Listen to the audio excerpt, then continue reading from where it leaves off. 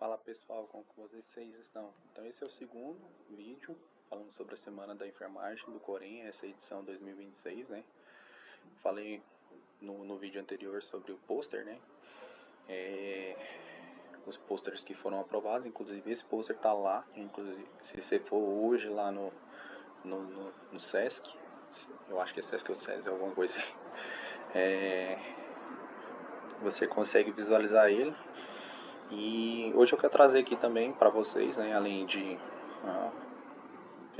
feliz dia do enfermeiro atrasado aqui no canal, né, mas ao mesmo tempo Deus abençoe vocês todos, profissionais da área de enfermagem, seja enfermeiro, técnico de enfermagem, auxiliar de enfermagem, parteira, obstetra e todas as especialidades que estão aí, que Deus abençoe muitíssimo.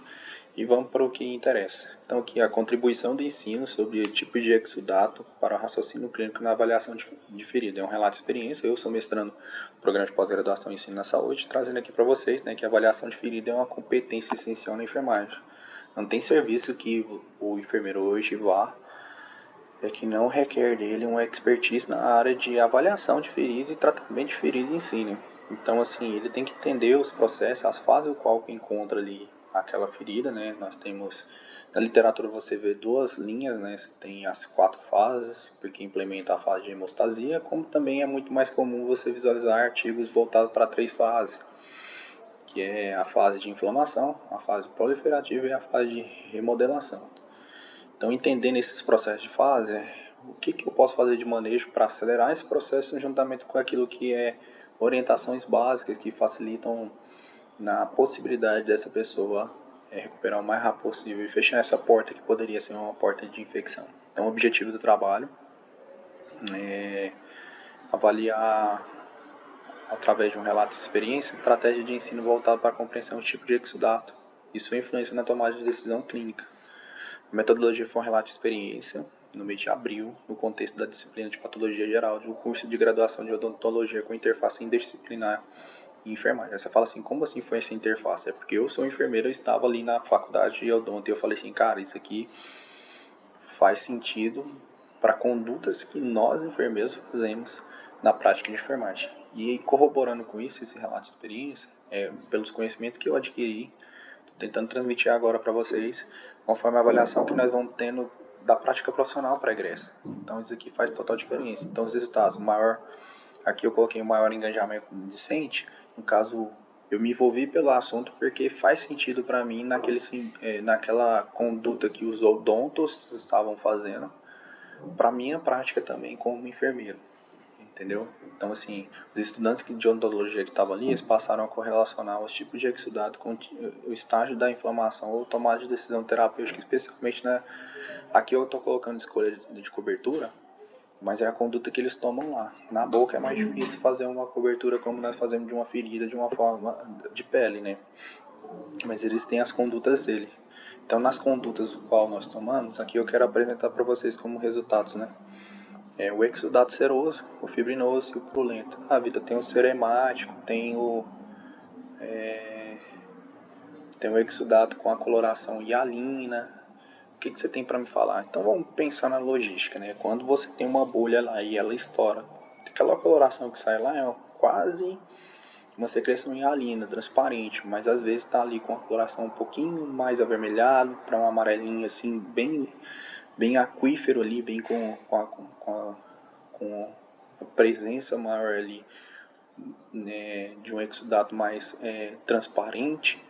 Aquilo lá é o plasma, né? O ideal é não furar a bolha que vem exceder sozinho. Por quê? Porque ali tá tendo a cobertura, né? Tá fechando daquele local. E o exudato, o qual está apresentado aqui, o seroso, ele vai facilitar principalmente para avaliação de qual conduta que você deve tomar. O plasma está ali. O que vai fornecer isso aí? É uma proteção que o organismo cria, né? Principalmente na formação dessas bolhas. Elas podem ser por N circunstâncias, seja queimaduras em si, ou qualquer outra instância, ou qualquer alteração que foi formada ali no meio, né? Atrito, talvez, algum atrito relacionado onde que não tem rompimento, né? daquela superfície em si. E conduta melhor para se tomar aqui, tecnicamente, tentar ver se você ordenha para tirar essa parte todinha do plasma que está envolvido ali, se conseguir tirar toda, porque possivelmente vai tentar se criar uma barreira posteriormente naquele lugar onde que teve a pequena incisão. Não necessariamente você precisa tirar a pele, você pode deixar a pele ali naquele local. E o início dessa formação, desse tipo de exudato, é inicial do processo inflamatório ali, pode ser até decorrente das primeiras 24 até 48 horas, dependendo como que for. Outro exudato que nós temos é o exudato fibrinoso. O exudato fibrinoso, ele tem uma caracterização diferente do purulento, porque o purulento tem daquele aspecto meio que adjunto com o odor, e ele tem peculiaridade que nós temos que tomar muito cuidado, até mesmo conforme a avaliação, porque a coloração do fibrinoso é uma coloração um pouquinho mais amarelo mais claro. Ele, talvez com a fricção mecânica com a gás, você consegue retirar esse fibrinoso. Em algumas ocasiões, se você vê que está demorando ou prolongando a cobertura que está se fazendo ali, naquele momento ali, e é recorrente essa coloração e esse tipo de exudato formado naquele local, é o ideal também avaliar a possibilidade de colocar o polihexamida, o PHMB também, polihexamida, eu acho que nesse é o termo certinho, mas o PHMB, tem gente que utiliza ele na condição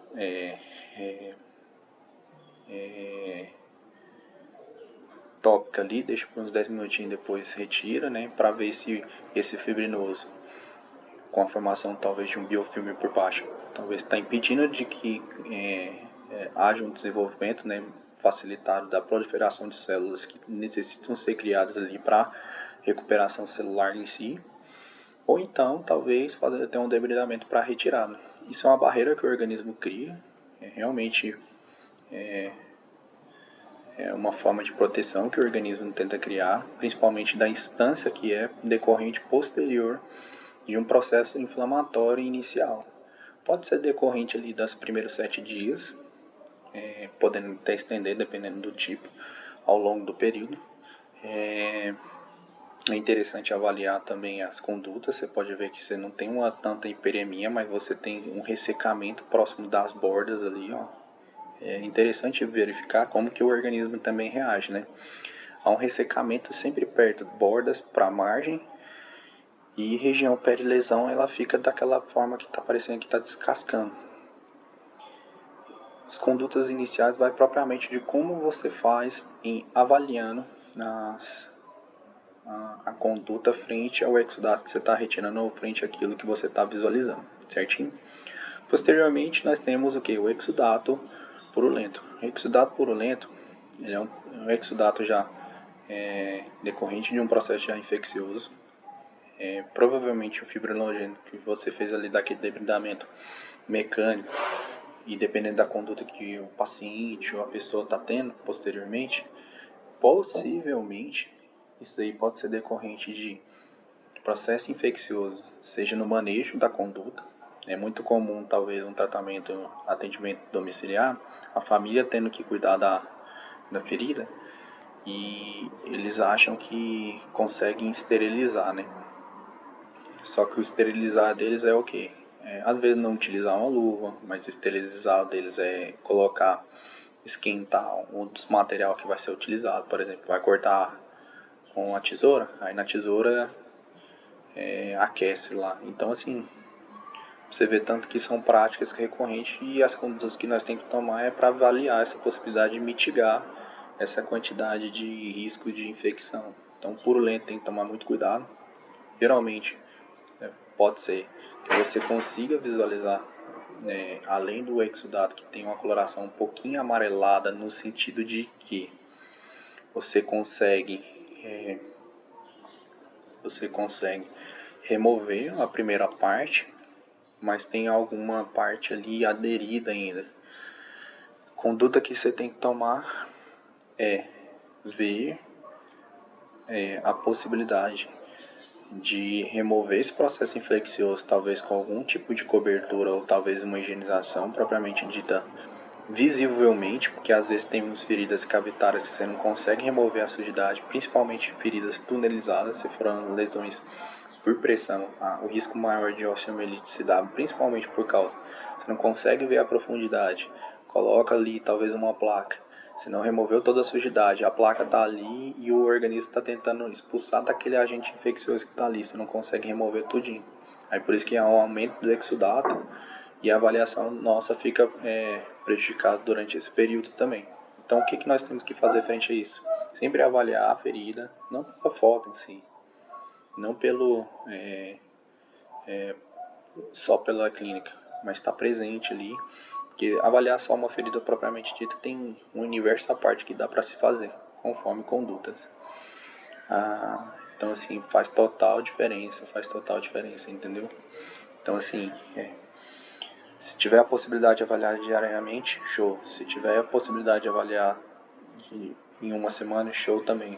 A cada 15 dias. De 7 a 15 dias, o ideal é que as orientações sejam suficientes para que façam uma mudança na prática do profissional que está exercendo ali. É lógico que eu não coloquei todos os tipos de cobertura, tá? Poderia falar do alginato de prata, poderia falar das placas de alginato de prata, né?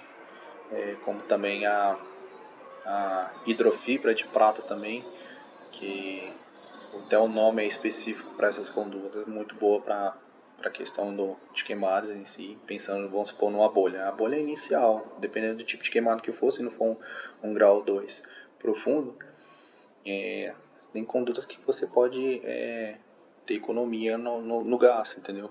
Já feridas que tem um grau já, né, de infecção, o exudato purulento, você vai ter um gasto financeiro maior também. Então, assim, avaliar constantemente, com a prática, sabendo qual que é o período que talvez daquela ferida está tendo, e conforme aquele período que ela está tendo, dentro das condições que você tem, o que você pode fazer para daquele usuário, daquele paciente, aquele cliente seu, naquela conduta. E o exudato é fundamental. Um dos livros que foram utilizados na aula de odontologia, que serviram para a base também desse relato de experiência, foi do Alberto Consolaro. A formação de exudato, as substâncias entram em ação, inflamação e reparo. Um sílabo para a compreensão clínica e implicações terapêuticas. Ele é de 2015, embora existam vários outros livros que serviriam de base para a gente, mas eu quis focar principalmente nesses 3 tipos de exudato que fazem total diferença para a nossa prática clínica. Certinho? Fiquem com Deus, semana abençoada.